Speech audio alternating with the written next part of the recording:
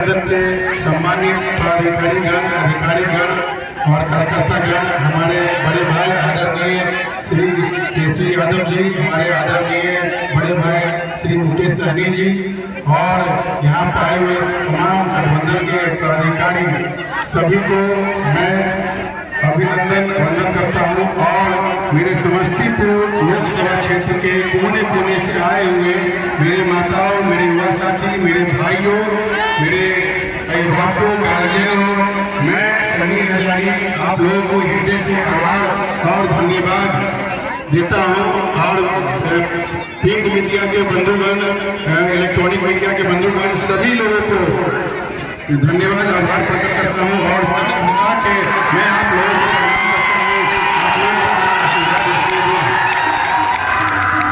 मैं इंडिया गठबंधन के कांग्रेस पार्टी का प्रत्याशी सन्नी हजारी आप लोगों के बीच में कोई नया चेहरा नहीं हूँ। पहले से भी आप लोगों के बीच में सामाजिक सक्रियता बना के रखा हूँ और आप लोगों का आशीर्वाद इसलिए मिला है।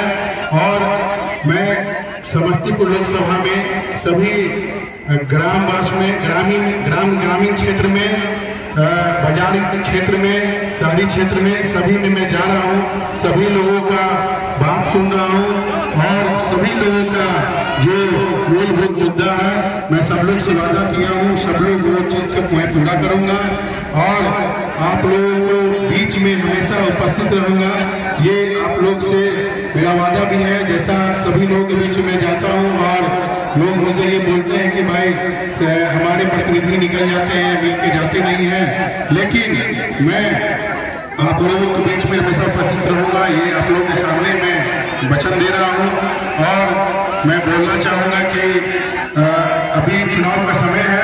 चुनाव के समय बहुत सारे लोग वोट मांगने के लिए आप लोगों के बीच में उपस्थित हो रहे हैं और जा रहे हैं वोट मांग के, लेकिन 13 तारीख के बाद वही आपका बेटा, वही आपका क्षेत्र का लड़का आप लोगों के बीच में सदा उपस्थित रहेगा। मैं आप लोगों से यही आग्रह करता हूं कि आप लोग अपना आशीर्वाद और स्नेह दें मुझे और मौका दे काम करने का। संविधान देख रहे हैं कि हमारा संविधान बाबा साहब ने हमें वोट देने का जो अधिकार दिया है, वो वोट हम लोग देते हैं तभी हम लोग को मान सम्मान मिलता है और हम लोग के 5 साल के बाद ही हम लोग को मौका मिलता है वोट देने का। और वो कुछ सेकंड और कुछ समय होता है जब हम लोग ईवीएम का मशीन बटन दबाने के लिए वहां पहुंचते हैं, वो बटन दबाने के बाद वो वोट चला जाता है, उसके बाद फिर मौका नहीं मिलता, उसका 5 साल के लिए हम लोग चूक जाते हैं। इसीलिए सोच समझ के अच्छे से आप अपना मतदान करेंगे। बहुमूल्य मत है आपका। और एक कहावत हम लोग बचपन में सुनते थे कि शिकारी आएगा, जाल बिछाएगा, दाना डालेगा और फंसा के ले जाएगा। इस तरह से यदि जाल में फंस गए तो 5 साल आपका समय बर्बाद होगा और उसके बाद 5 साल के बाद क्या होगा आपको पता ही नहीं है। 272 में सरकार बनता है और 4 की डिमांड कर रहे हैं। क्यों डिमांड कर रहे हैं? आप लोग को पता होना चाहिए कि हम लोग का जो हक और अधिकार दिया गया है उसको खत्म करने की बात हो रही है। युवाओं को नौकरी देने की बात नहीं होती है, युवाओं की नौकरी की बात होती है।